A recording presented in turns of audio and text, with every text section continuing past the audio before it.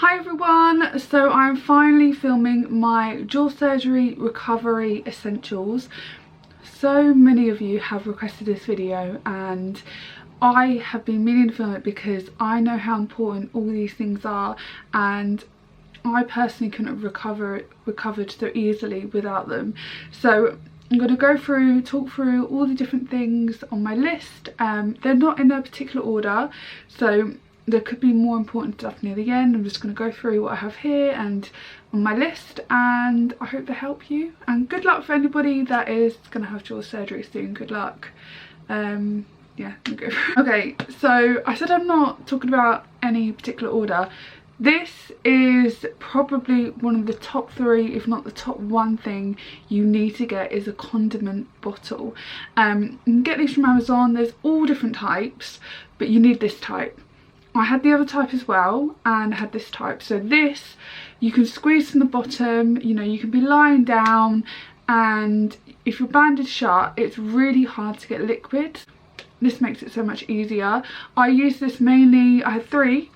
I used 1 for water, 1, and then I rotated the other 2 with my different medications that I took via liquid. I just mixed orange juice with the dissolvable tablet. So these are really important. The other type, which is like what you see tomato sauce and ketchup, whatever you call it in, I use them for my meals because they were slightly, the tip was wider. That sounds wrong. It was easier for the food to go on the other type. This type is better for liquid. I really relied on these to drink water or anything on my first week at least.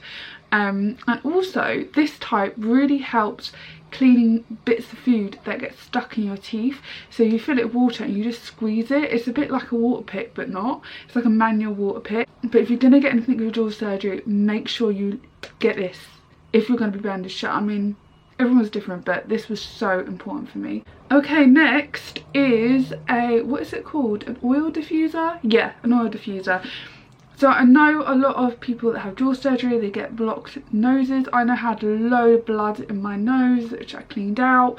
But my nose cleared pretty quick, as in I didn't suffer with a blocked nose for a long time.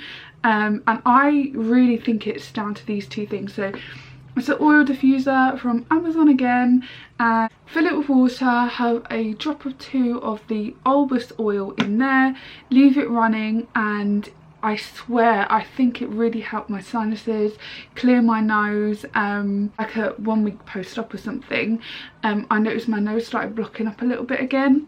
Put this on, it helped. It could be psychological, I don't know, but I think this is brilliant. I know every hospital is different, but I bought liquid paracetamol and liquid ibuprofen ahead of time, and they have like little, what are they called? These, what are they called? Oh my god, I forgot the name. Basically where you can take, instead of a tablet, you can take your painkillers as a liquid. When I was recovering from jaw surgery, I was given Paracetamol, which you dissolve in a drink, and I think I took it 4 times a day, and it was incredibly strong.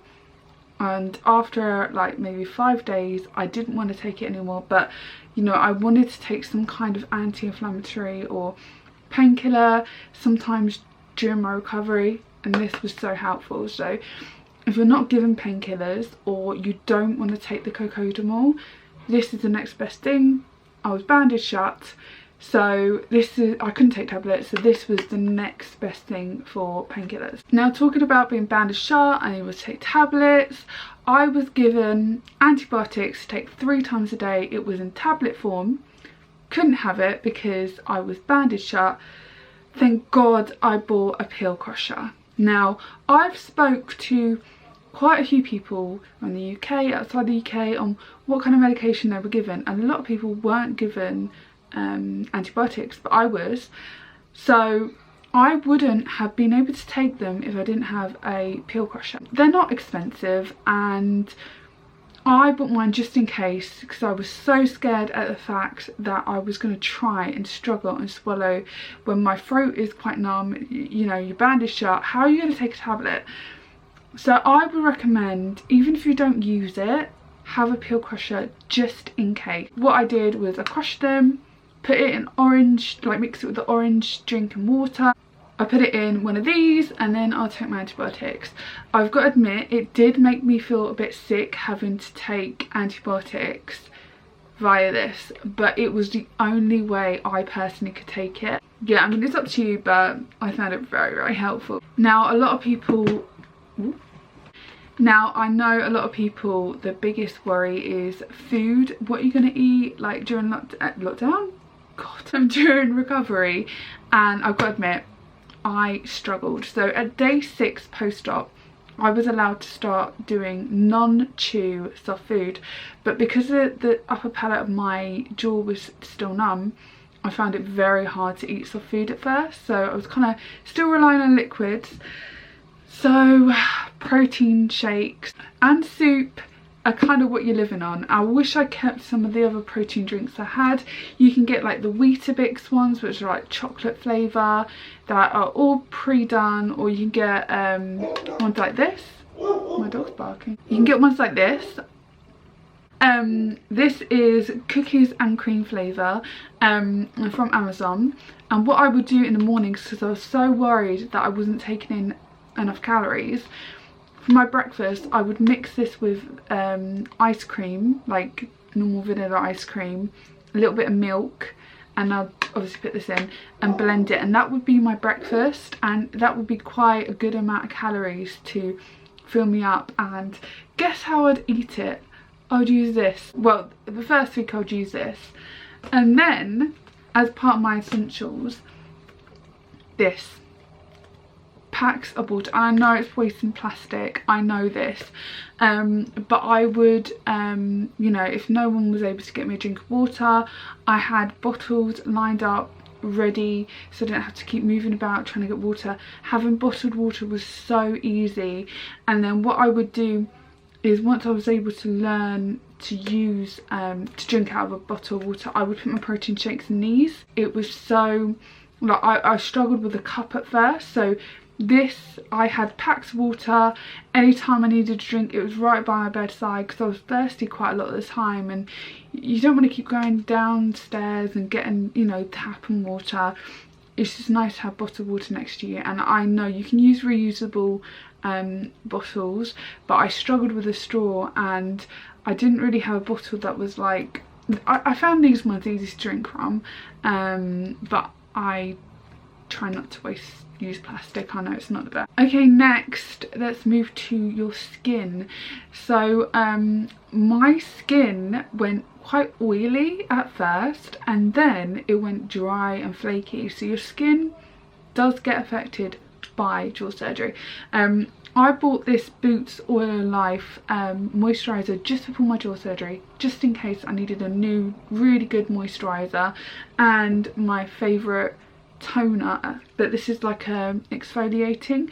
So I did make sure that I use this and this at night, because this would help get the flakes of skin, any dry skin off, and this would keep my skin from being so dry.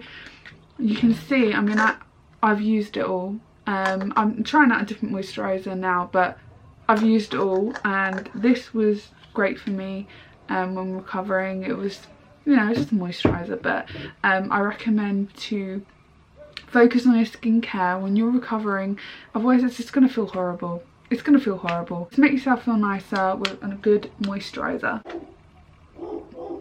When I was able to move to straws, and to me, I wasn't given advice on when the dog's barking. I wasn't given advice on when I can start using straws. I just kind of went on guidance online, and I was quite scared to use straws, so I didn't use them maybe until 5 weeks post-op.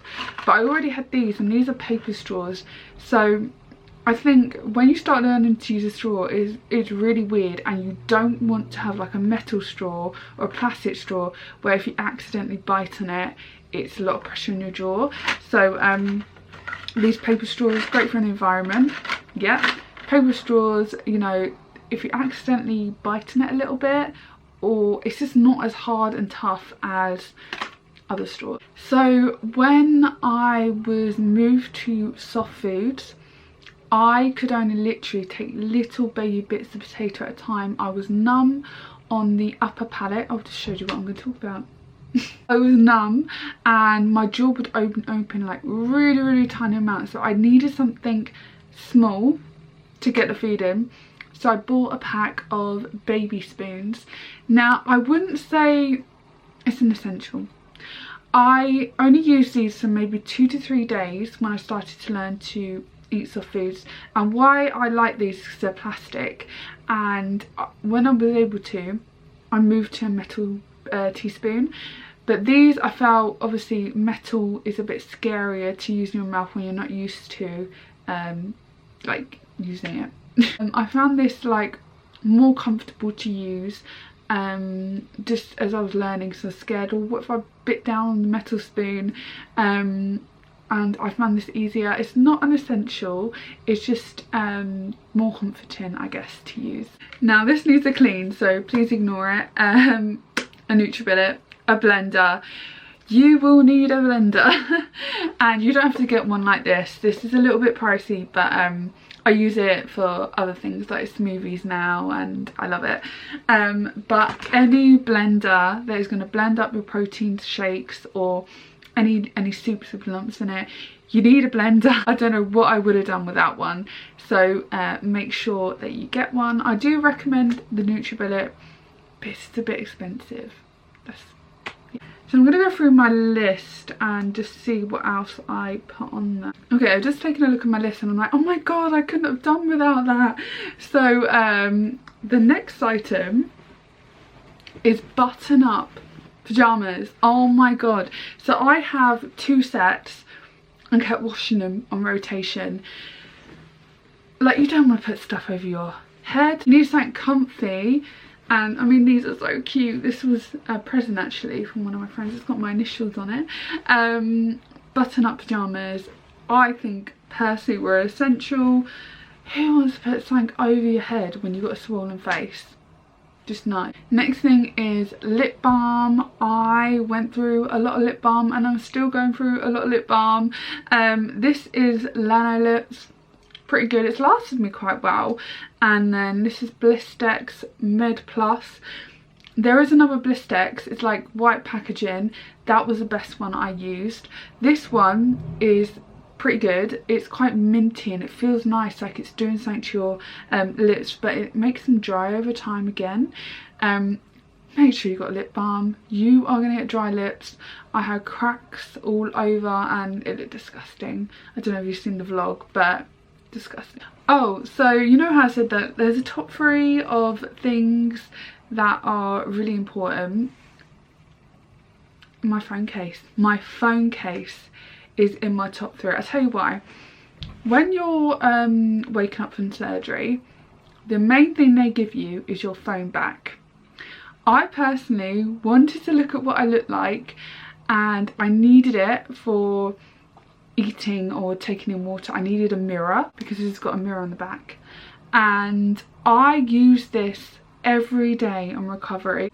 In hospital they give you a syringe to collect the water and drink it. Now you're numb and your jaw is in a different place. You can't do that without a mirror, and I had my phone always with me and this has got a mirror on the back. So I am so grateful I had this, and I use this because I have my phone with me nearly all the time. I use this when I was learning to eat and just out and about checking that I'm not doing anything funny with my jaw. This was such an essential. Obviously, not everyone's going to get a mirrored phone case. You might not like it. No, she got a mirror. I think this is dirty, so let me just...